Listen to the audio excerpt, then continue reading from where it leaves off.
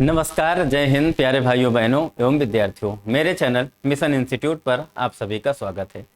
चलिए, एक आज नए टॉपिक की शुरुआत करने चल रहा हूं। यानी आपके सामने जो टॉपिक आया हुआ है वो क्या आया है, यानी स्टेटमेंट एंड आर्ग्यूमेंट्स। यानी स्टेटमेंट एंड आर्ग्यूमेंट्स, इसका मतलब है कथन और तर्क की बातें होने जा रही हैं। कौन सा टॉपिक है मेरे भाई? तो आप जानते हैं कथन और तर्क की बातें होने जा रही। बहुत ही ध्यान से टॉपिक को समझना। बड़ा ही छोटा सा टॉपिक होता है, आसानी से समझ में भी आ जाता है। और ये जो आपके टॉपिक है ना मेरे भाई, चाहे कथन तर्क हो, चाहे कथन पूर्ण धारणा हो, चाहे कथन कार्रवाई हो, ये जो टॉपिक है यानी आपके क्या है, ये आपके सूझबूझ पर डिपेंड करता है कितना अच्छा आप समझते हैं, कितना प्रेजेंट ऑफ माइंड का प्रयोग करते हैं। और एक बात और, ये जो टॉपिक है, ये तीन टॉपिक आपके 80% यानी कथन तर्क, कथन पूर्ण धारणा, ये दो टॉपिक ऐसे हैं मेरे भाई कि 80% ज्यादा क्लियर नहीं हो पाते हैं। ये केवल और केवल 80% में ही आपको 100% की चीजें समझ में आनी है।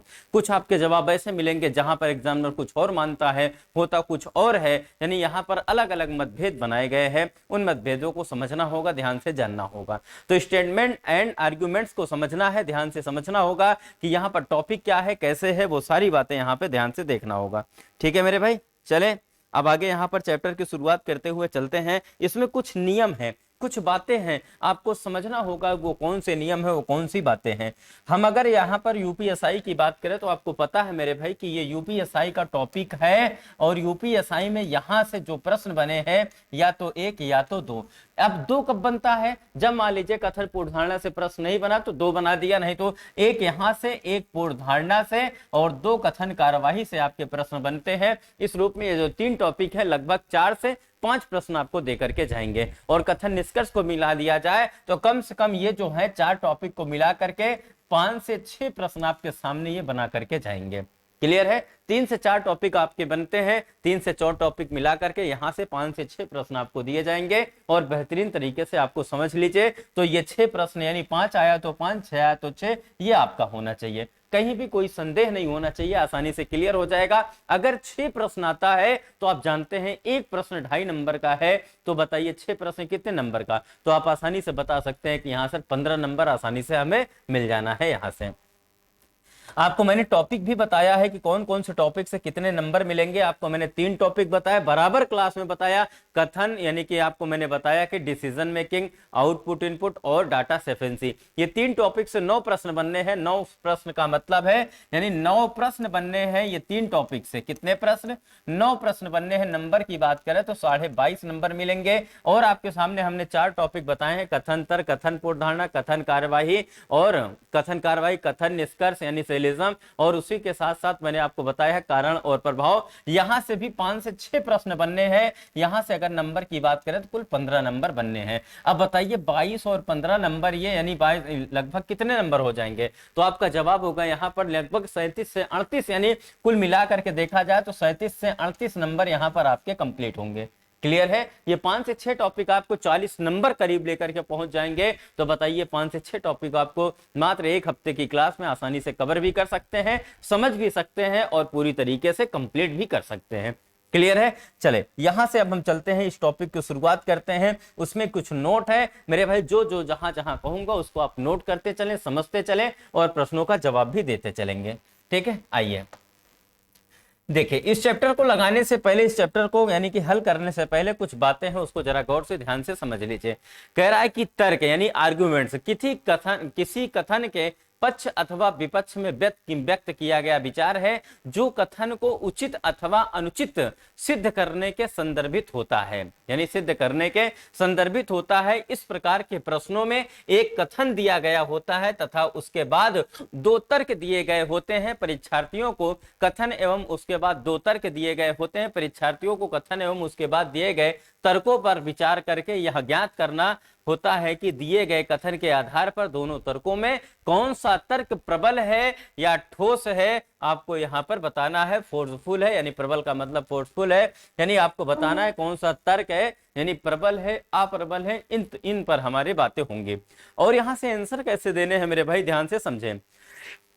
पहला ऑप्शन दिया है, देखिए यदि केवल तर्क फर्स्ट प्रबल है, यदि केवल तर्क सेकंड प्रबल है, यदि या तो फर्स्ट या तो सेकंड प्रबल है, दिया है यदि ना तो फर्स्ट ना तो सेकंड, और लास्ट में दिया है यदि तर्क फर्स्ट और सेकंड दोनों प्रबल है। ये आपके 5 ऑप्शन आपके सामने बनाए गए हैं और आपकी स्क्रीन पर दिखाई दे रहा है। आप चाहें तो इसका स्क्रीनशॉट ले सकते हैं पूरी तरीके से, क्योंकि यहां से हम आगे प्रश्नों की शुरुआत करेंगे और यहां से कुछ नियम है मेरे भाई, आप अपनी कॉपी में लिखते चलेंगे, साथ साथ हल करते चलेंगे, वो सारी बातें कंप्लीट हो जानी है। चलिए फटाक से इसका स्क्रीनशॉट ले लीजिए, लेने के बाद हम चलेंगे प्रश्नों की तरफ।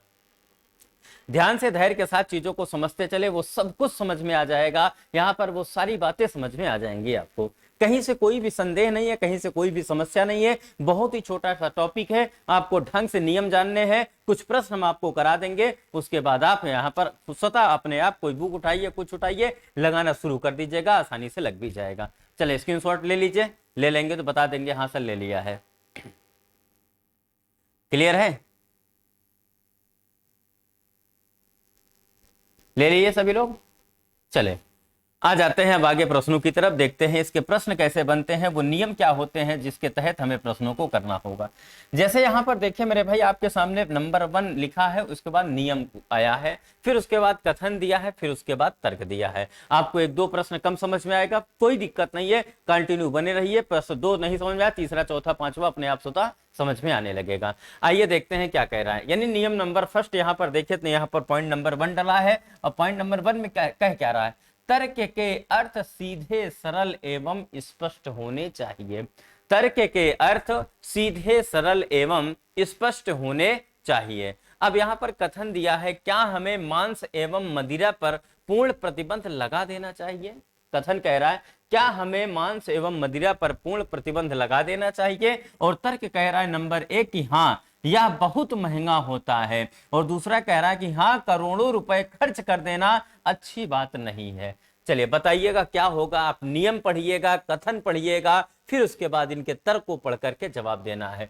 यह आपके पहला नियम दिया गया है, फिर ये कथन दिया गया है, फिर ये तर्क दिया गया है। नियम पढ़ें, कथन पढ़ें, फिर तर्क को दीजिए कि क्या सही है क्या गलत है, प्रबल है, ठोस है, सत्य है, सही है, निहित है, सन्निहित है, जो आपके मन में बातें बन रही हो उसी रूप में आप जवाब दे सकते हैं।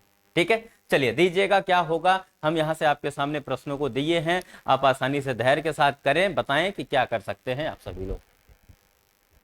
नहीं हो पाएगा कोई समस्या नहीं, बस धैर्य के साथ देखना, चीजों को सब कुछ क्लियर हो जाएगा, कहीं से कोई संदेह नहीं होगा। ठीक है मेरे भाई, चलो ये लीजिए, आपके सामने थोड़ा सा बड़ा दिखा दे तो दिखता रहे आपको। ठीक है, ये लीजिए, क्या होगा आपको करना होगा मेरे भाई। तर्क के अर्थ सीधे सरल एवं स्पष्ट होने चाहिए, ये आपका क्या है, नियम है नंबर 1, पहला नियम है। क्या हमें मांस एवं मदिरा पर पूर्ण प्रतिबंध लगा देना चाहिए। एक चीज और, चैप्टर को सॉल्व करने से पहले जान लीजिएगा कथन और तर्क की परिभाषा क्या होगी, इसकी पहचान क्या होगी। कथन और तर्क में जरा गौर करिएगा, कथन और तर्क में जो आपका यहाँ पर कथन दिया गया होगा, कथन में सदैव क्या शब्द का प्रयोग होगा, और तर्क में सदैव क्या होगा, या तो हाँ का प्रयोग होगा फर्स्ट में, और सेकंड में होगा नहीं का। क्लियर हो रहा है, या तो यहाँ पर नहीं होगा या तो यहाँ पर हाँ होगा, या दोनों जगह नहीं होगा या दोनों जगह हाँ होगा। यह आपकी सबसे बड़ी पहचान है कथन और तर्क की। क्लियर है मेरे भाई। और आप देख पा रहे हैं यहाँ पर कथन में क्या शब्द का प्रयोग हुआ है, और यहाँ पर आप देख पा रहे होंगे तर्क में हाँ शब्द का प्रयोग हुआ है, हाँ शब्द का प्रयोग हुआ है। यहाँ पर हाँ, यहाँ पर नहीं, यहाँ पर नहीं, यहाँ पर हाँ, दोनों जगह हाँ, दोनों जगह नहीं, यानी कुछ भी हो सकता है। इस रूप में आप समझ रहे होंगे प्रश्नों को। तो यानी कथन में सदैव क्या शब्द का प्रयोग होगा, और तर्क में सदैव हाँ नहीं का प्रयोग होगा यहाँ पर। क्लियर है। तो आइए प्रश्नों पर चलते हैं, जरा गौर से ध्यान से बातों को सीखिएगा मेरे भाई। यहाँ पर हमने कुछ नियम बताए हैं, उन नियमों को ध्यान से समझना होगा, और धीरे धीरे करके हमें सभी प्रश्नों का जवाब भी देना होगा। जैसा कि अगर हम बात करें, तर्क के अर्थ सीधे सरल एवं स्पष्ट होने चाहिए। कथन कह रहा है क्या हमें मांस एवं मदिरा पर पूर्ण प्रतिबंध लगा देना चाहिए। क्या हमें मांस एवं मदिरा पर पूर्ण प्रतिबंध लगा देना चाहिए, यह आपका कथन है। और यहाँ पर कह रहा है कि हाँ यह बहुत महंगा होता है, हाँ यह बहुत महंगा होता है, हाँ करोड़ों रुपए खर्च कर देना अच्छी बात नहीं है। ये दोनों तर्क कैसे हैं, क्या सीधे सरल एवं स्पष्ट हैं। क्या सीधे सरल है ये, एकदम स्पष्ट जवाब दे रहे हैं? नहीं, ये सीधा कह रहा है हाँ या बहुत महंगा होता है। अरे महंगा होता है, सस्ता होता है, क्या ये कोई तर्क निकल करके आ रहा है? नहीं आ रहा है। ठीक उसी प्रकार से कह रहा है कि हाँ करोड़ों रुपए खर्च कर देना अच्छी बात नहीं है। अब भैया करोड़ खर्च हो जाए, 10 करोड़ खर्च हो जाए, 10 रुपए खर्च हो जाए, क्या कोई तर्क बन रहा है इसका? इन दोनों में कोई तर्क नहीं बन रहा है, तो यानी दोनों के दोनों यहां पर गलत होंगे। आपका जवाब होगा यहां पर कथन, यानी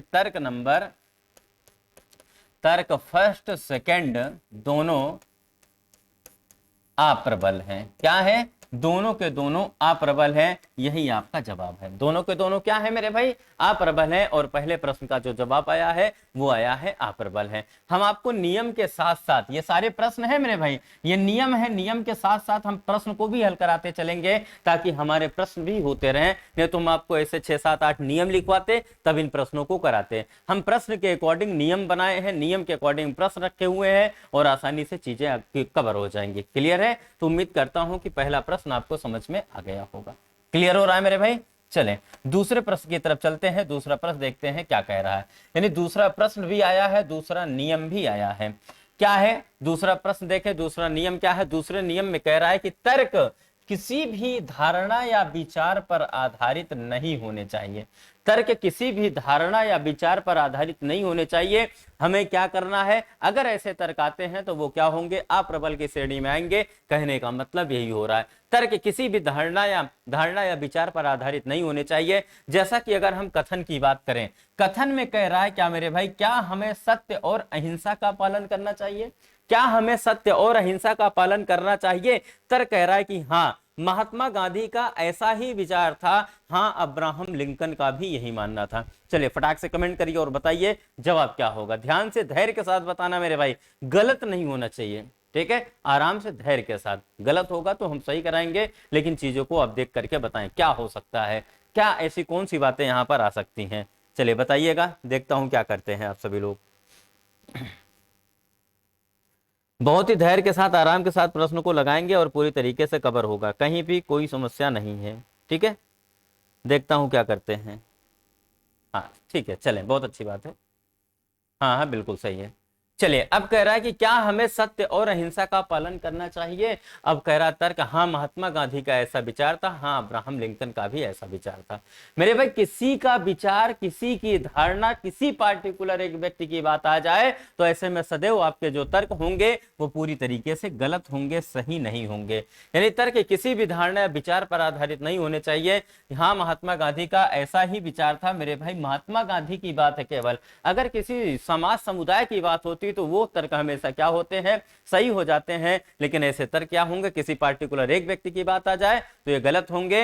हाँ अब्राहम लिंकन का भी यही मानना है, ये Abraham Lincoln, Mahatma Gandhi particular एक व्यक्ति की बात बता रहे हैं, ये क्या होगा? दोनों के दोनों गलत होंगे। तो यहाँ पर जो आपका जवाब बनेगा वो बनेगा फर्स्ट और सेकंड दोनों तर्क क्या है मेरे भाई? अप्रबल है। दोनों क्या है? अप्रबल है। समझ में आ रहा है? दोनों अप्रबल है, दोनों को हमने यहाँ पर कट कर दिया है। बोलो कुछ बात समझ में आई? आ गई मेरे भाई? क्लियर हो रहा है? चलें, अगर क्लियर हो रहा है तो उम्मीद करता हूं कि बातें समझ में आ रही होंगी।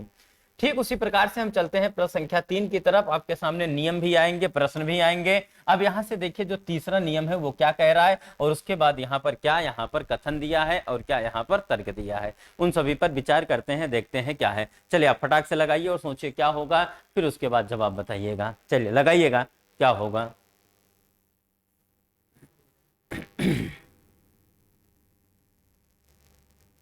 लगा करके देखिए क्या होगा, कैसा होगा, क्या जवाब आएगा। आपको धैर्य के साथ समझना होगा, चीजों को जानना होगा। ठीक है मेरे भाई, देखता हूं क्या करते हैं आप सभी लोग।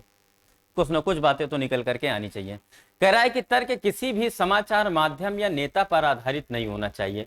तर्क किसी भी समाचार माध्यम या नेता पर आधारित नहीं होना चाहिए। यहां पर देखिए मना कर दे रहा है कि किसी भी समाचार माध्यम या नेता पर आधारित नहीं होना चाहिए।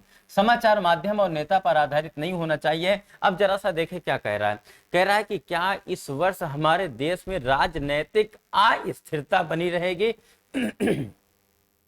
क्या इस वर्ष हमारे देश में राजनीतिक अस्थिरता बनी रहेगी। तर्क कह रहा है कि हाँ, कई समाचार चैनलों का कहना है, हाँ कई प्रमुख नेताओं का भी मानना है। हाँ कई समाचार चैनलों का कहना है, हाँ कई प्रमुख नेताओं का भी मानना है। क्या ये सही होगा, गलत होगा, क्या होगा, आपको डिसाइड करना होगा, बताना होगा कि क्या होगा, कैसे जवाब होंगे। ठीक है, बताइए क्या हो सकता है यहाँ पर, क्या होगा, कैसे होगा।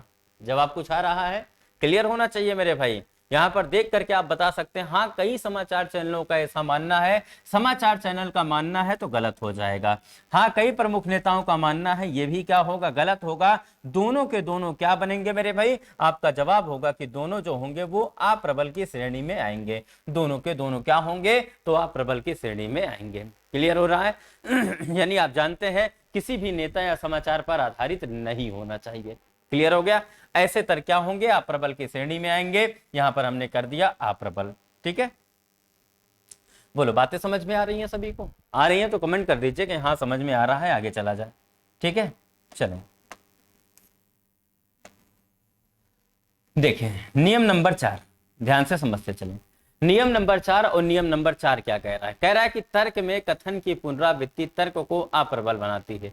तर्क में कथन की पुनरावृत्ति, पुनरावृत्ति मतलब जैसे जो हम आपसे प्रश्न करें वही आप उत्तर में हमें जवाब दे दें, क्या ये कभी तर्क होगा? किसी न किसी बात का तर्क होता है, किसी न किसी बात का निष्कर्ष निकलता है, कोई परिणाम आता है, कोई प्रश्न का उत्तर होता है। अगर जो हम प्रश्न पूछे वही आप हमें उत्तर बता दें, क्या यह कभी सही होगा? कभी सही नहीं होगा मेरे भाई, सदैव गलत होगा। जरा सा गौर करना। तर्क में कथन की पुनरावृत्ति तर्क को अप्रबल बनाती है। तर्क में कथन की पुनरावृत्ति तर्क को अप्रबल बनाती है। क्लियर हो रहा है? अब जरा सा देखे, कह रहा है कि हमें देखो क्या शब्द का प्रयोग हो रहा है बार बार कथन में, और तर्क में देखा जाए हाँ नहीं का प्रयोग हो रहा है, नहीं नहीं का प्रयोग हो रहा है, हाँ हाँ का प्रयोग हो रहा है, नहीं हाँ हाँ नहीं, यानी यहाँ पर तर्क में हाँ नहीं का प्रयोग दिख रहा है, दिख रहा है। चलें, क्या हमें पेड़ों की कटाई पर पूर्ण प्रतिबंध लगा देना चाहिए? और तर्क कह रहा है कि हाँ पूर्ण प्रतिबंध लगा देना चाहिए। जो बात कथन में वही बात तर्क में नहीं, पूर्ण प्रतिबंध नहीं लगाना चाहिए। यही बात फिर से उसने रिपीट कर दी, निगेटिव बात कर करके, निगेटिव बात यानी ला करके उसने मना कर दिया। यहां भी क्या होंगे, दोनों के दोनों आपके गलत होंगे। सदैव इस बात को ध्यान रखना मेरे भाई। तो दोनों के दोनों क्या होंगे, आपका जवाब होगा कि दोनों अप्रबल होंगे। ये हमने लिख दिया है, दोनों के दोनों क्या होंगे, आपका जवाब होगा कि अप्रबल होंगे। क्लियर हो रहा है? इस रूप में आपका प्रश्न संख्या 4 और नियम नंबर 4 कंप्लीट होता नजर आया। हम चलेंगे 4 के बाद 5 पर, 6 पर, 7 पर, 8 पर, 9 पर। इसी तरीके से जो आपके सामने नियम बनेंगे, 4-6 नियम जानने हैं, उसके बाद प्रश्नों का जवाब देना है। हालांकि नियम यहाँ पर नियम के साथ साथ आपके प्रश्न भी आ रहे हैं, ध्यान से समझते चलें। तो शायद ये प्रश्न संख्या 4 आपको समझ में आ गया होगा। नियम नंबर 4 अपनी कॉपी में आपने लिख भी रखा होगा। ठीक है, चलें आगे चलता हूं अगले प्रश्न की तरफ। चलिए, प्रश्न संख्या 5 आपके सामने आया है। प्रश्न संख्या 5 में जो नियम है वो भी आपके सामने आ गया है। ठीक है, ध्यान से समझते चले, वो सारी बातें क्लियर होंगी। 5 दिख रहा है सभी को? ये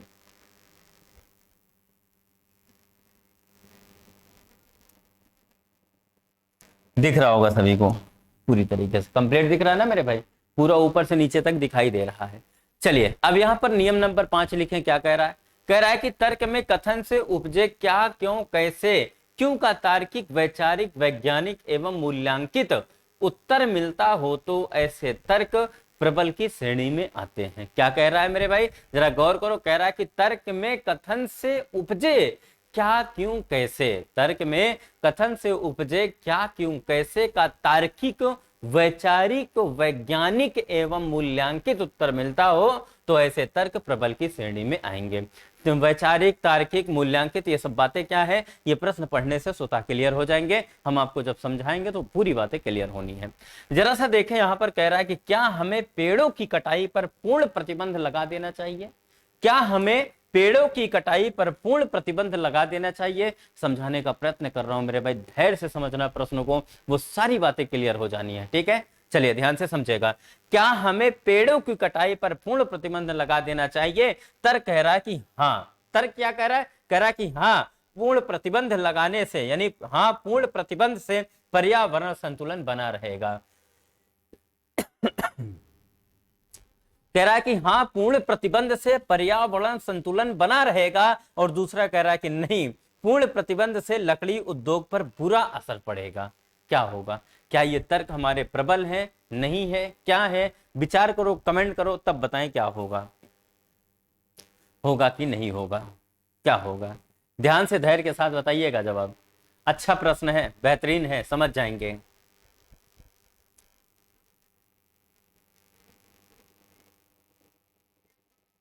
चलो क्लियर है।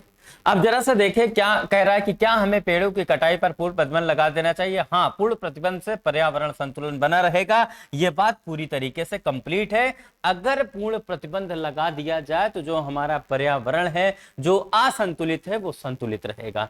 ठंडी के समय में ठंडी, गर्मी के समय में गर्मी, जो कम वर्षा हो रही है समय पर वर्षा होगी, बेसमय जो वर्षा होती है तो ऐसा नहीं होगा। बहुत गर्मी जो पड़ती है उससे भी ग्लोबल वार्मिंग से समस्याओं खत्म होंगी, बहुत तरह तरह की चीजें हमारी समाप्त हो जाएंगी। क्लियर है। जल स्तर, पेड़ की कटाई से जल स्तर बहुत नीचे चला जा रहा है, ये सब समस्याएं खत्म होंगी। जब जल स्तर ऊपर कैसे आएगा? पेड़ होगा, बादल बनेंगे, बारिश होगी, तो जल स्तर अपने आप स्वतः ऊपर चला आएगा।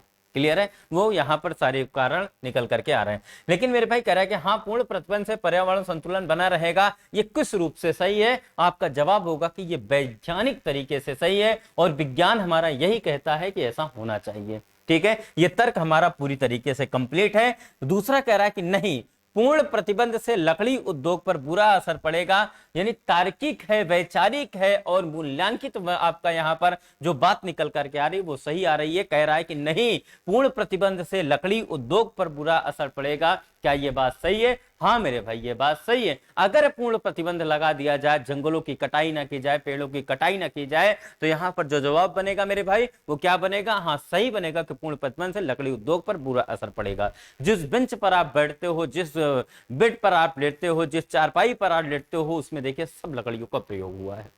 क्लियर है, लकड़ियों का प्रयोग हुआ है। यहाँ का विद्यार्थी आता है, इलाहाबाद में तैयारी करने आता है, तो फोल्डिंग खरीदता है, वो भी प्लाई लकड़ी की होती है।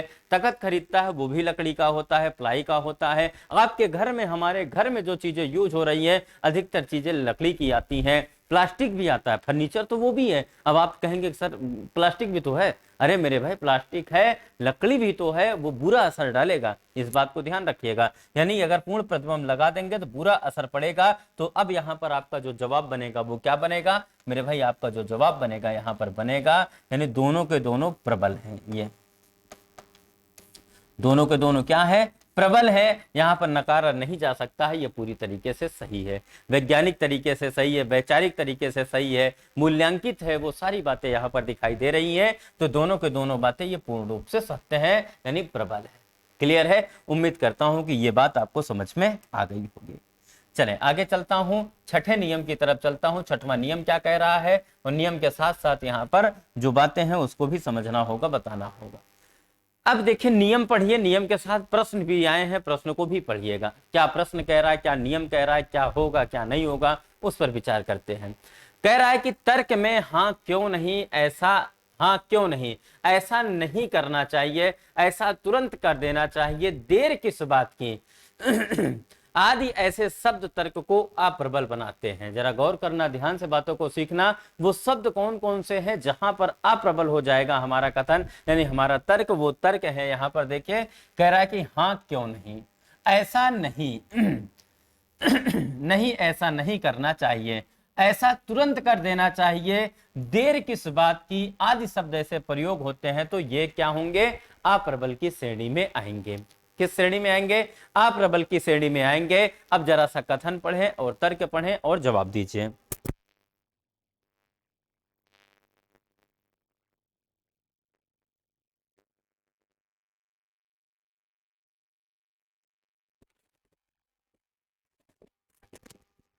चलिए जवाब दीजिएगा, क्या बनेगा, क्या होगा, कौन सी ऐसी बातें यहां पर निकल करके आ रही हैं। ध्यान से धैर्य के साथ प्रश्नों का जवाब दीजिएगा मेरे भाई। क्या कर सकते हो?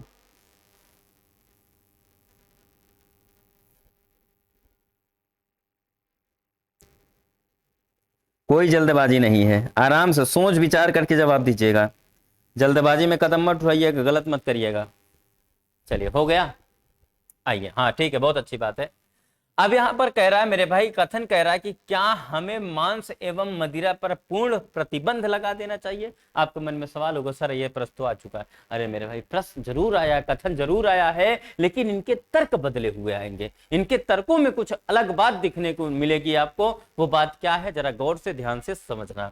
कह रहा है कि क्या हमें मांस एवं मदिरा पर पूर्ण प्रतिबंध लगा देना चाहिए। तर्क कह रहा है कि हाँ, ऐसा तुरंत कर देना चाहिए, नहीं ऐसा नहीं करना चाहिए। हाँ, ऐसा तुरंत कर देना चाहिए। फिर कह रहा है कि नहीं, ऐसा नहीं करना चाहिए। क्या होगा, दोनों के दोनों क्या है मेरे भाई, अप्रबल होंगे। क्यों होंगे, क्योंकि आपको ऊपर नियम में देखिए मैंने बता रखा है, हाँ ऐसा नहीं करना चाहिए, ऐसा तुरंत कर देना चाहिए। देर किस बात की, नहीं ऐसा नहीं करना चाहिए, हाँ क्यों नहीं, ऐसे शब्द होंगे तो ये किस में आएगा, अप्रबल की श्रेणी में आएंगे। किस रूप में आएंगे, अप्रबल की श्रेणी में आएंगे। तो आप समझ गए होंगे दोनों के दोनों किस में आएंगे, अप्रबल की श्रेणी में आएंगे। क्लियर हो रहा है, उम्मीद करता हूं कि बातें समझ में आ रही हैं। क्लियर है मेरे भाई, आगे चले। चलिए आगे चलता हूं, अगले प्रश्न की तरफ चलता हूं। अगला प्रश्न जो दिया है उसको देख लिया जाए। अब जो अगला प्रश्न आया है वो आया है मेरे भाई, तर्क वर्तमान मानवीय प्रवृत्ति के विपरीत नहीं होने चाहिए।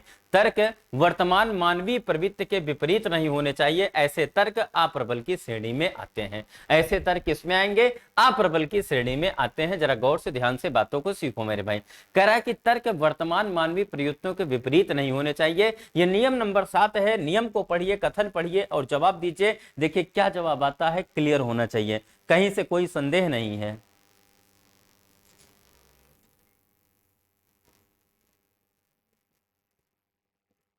समझना होगा, जानना होगा क्या बातें आ रही हैं, कौन सी ऐसी चीजें हैं। आपको नियम बता दूंगा, कुछ प्रश्न भी कराऊंगा। आप उसके बाद कहीं से भी चैप्टर उठाइए, लगाना शुरू कर दीजिएगा। ठीक है, आइए। कह रहा है कि तर्क वर्तमान मानवीय प्रवृत्तियों के विपरीत नहीं होने चाहिए। ऐसे तर्क अप्रबल की श्रेणी में आते हैं। जरा गौर करना, ध्यान से समझना मेरे भाई। अब यहां से कथन कह रहा है, कथन क्या कह रहा है कि वर्तमान मानवीय प्रवृत्तियां बर्बर एवं हिंसक होती जा रही हैं। बर्बर एवं हिंसक होने का मतलब लूट काट मार या लड़ाई झगड़ा, इधर उधर की चीजें सब कुछ, यानी बर्बर एवं हिंसक होती जा रही वर्तमान मानवीय प्रवृत्तियां। यानी जो अब इससे क्या निकल रहा है, अब तर्क देखे तो कह रहा है कि हाँ, मनुष्य सामाजिक प्राणी नहीं है। क्या ये बात सही है या गलत है, ये तो हमेशा गलत रहेगा। मनुष्य सामाजिक प्राणी है, इसको नहीं कहा जा सकता कि मनुष्य सामाजिक प्राणी नहीं है। फिर कह रहा है कि हाँ, मनुष्य को समाज का ज्ञान नहीं है। ये भी बात पूरी तरीके से गलत है मेरे भाई, दोनों बातें गलत हैं। तो यहां पर क्या होगा, आपका जवाब होगा कि यहां पर दोनों के दोनों क्या होंगे, अप्रबल की श्रेणी में आएंगे। किसमें आएंगे, अप्रबल की श्रेणी में आएंगे। क्लियर है मेरे भाई, थोड़ा सा समस्या हो गई और यहाँ पर लाइट ट्रिप हो जाने के कारण मेरे भाई आपकी क्लासें थोड़ी सी विलंब हो गई, यानी कि लेट हो गई है, कट गई है क्लासें। हम दोबारा पुनः प्रयास कर रहे हैं फिर से रीस्टार्ट करने का। तब तक के लिए आपको आज की क्लास में इतना ही रखेंगे, नेक्स्ट क्लास में आपको कंटिन्यू आगे बताएंगे। क्लियर है, तो बस आज इतना ही रखते हैं, मिलते हैं आपको कल आपकी